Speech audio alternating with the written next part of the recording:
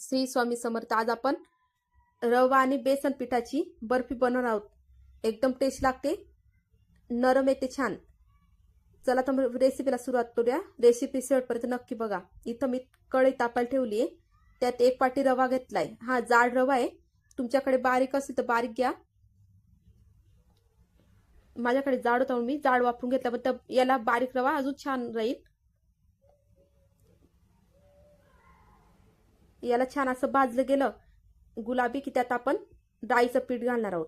तुम्ही आधी तूप टाकूनही भाजू शकता, पण जेवढं लवकर असं बिना तुपाचं भाजलं जातं तेवढं तूप टाकल्याने भाजा, म्हणून मी आधी दोघं भाजून घेतलंय, डाळ पीठ आणि रवा, आणि मग त्यात 1 वाटी तूप घालून घेतलंय.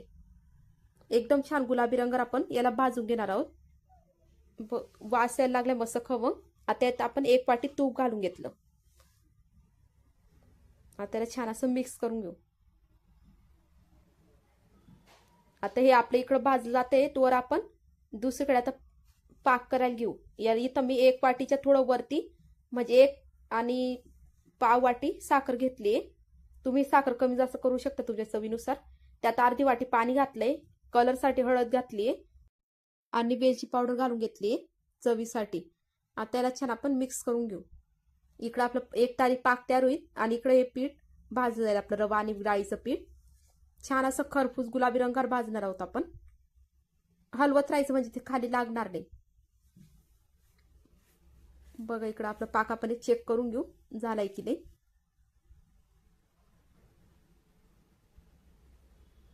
आता इकडं आपलं पीठ पण छान भाजलं गेलंय, अजून आपला पाक तयार झालेला नाहीये.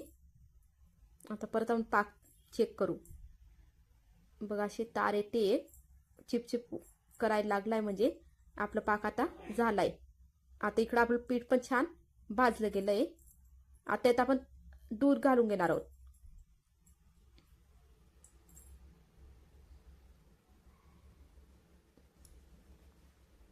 तुम्ही दूध नाही घातलं तरी चालेल, पण मी दूध घातले थोडं त्याला चव येण्यासाठी, किंवा तुम्ही दूध पावडर पण घालू शकता. आता यात आपण जो तयार केला होता 1 तारी पाक तो घालून घेणार आहोत. बघा छान पीठ वरती येतंय आणि जाडी पडेल पिठाला, छान खुसखुशीत होईल आपली बर्फी.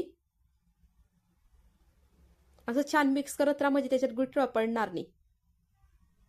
आणि जेव्हा हे पीठ कढई सोडायला लागेल तेव्हा आपली बर्फीसाठी ते पीठ तयार राहील. असं चाळत राहा त्याला. थोडं फुल गॅस राहिल्यामुळे थोडं लागलं होतं कढईला. बघा असं गोळा बनायला लागलाय त्याचा. खूप टेस्टी लागते बर्फी आणि झटपट तयार होते. नैवेद्याला त्याला पटकन करायला एकदम सोपी. आता आपण हे तेल लावलेलं भांड आहे, त्यात आपण हे आता बर्फी छान थापून घेऊ आणि हिला पूर्ण थंड होऊ देऊ आणि मग कट करायला घेऊ आपण. पूर्ण थंड झाली, आता कट करू.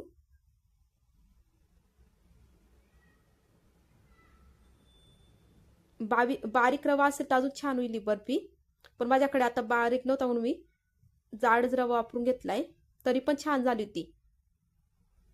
तुम्ही एकदा नक्की ट्राय करा आणि कशी वाटली ते कमेंट्समध्ये नक्की सांगा. बाकी छान आपली बर्फी तयार झाली, छान सुटली पण ती भांड्यातून, चिपकली नाही भांड्याला, चिकट पण लागत नाही. बघा छान आपली बर्फी तयार झाली, किती मस्त कलर पण आलाय.